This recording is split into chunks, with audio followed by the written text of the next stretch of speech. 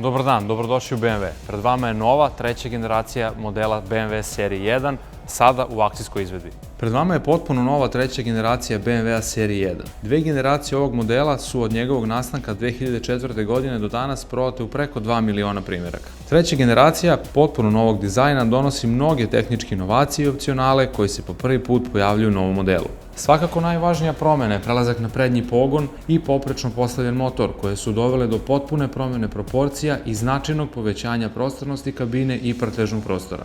Verzija koju danas predstavljamo je BMW 118i u Sportline paketu opreme sa benzinskim agregatom od 1000,5 kubika i 140 konjskih snaga, koji je uparen sa automatskim menjačem sa 7 brzina.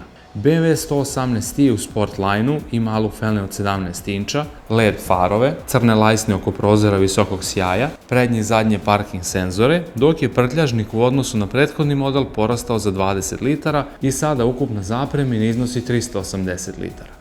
Veća zadnja vrata omogućavaju lakši ulazak i izlazak iz vozila, dok na zadnjoj klupi ima 33 mm više prostora za noge, što je efekat prelaska na prednji pogon. U Sportline paketu opreme, BMW 118i ima sportska sedišta za vozača i suvozača, multifunkcionalni kožni volan, kao i unutrašnje lajsne sa pozadinskim osvjetljenjem. Centralna konzola sa novom ručicom menjača, iDrive kontrolorom i dugmetom za startovanje motora od sada stiže kao standard u BMW-u serije 1. Elektromehanička parkirna kočnica, popularna kao i finger brake, ima i auto hold funkciju. A tu je i BMW Live Cockpit, sistem sa centralnim ekranom osjetljivim na dodir, dijagonale 8,8 inča. Inače, ovo je prvi put da se u našem uzlaznom modelu može poručiti kao opcija isti nivo multimedijalnog uređaja kao i kod naših najskupljih modela.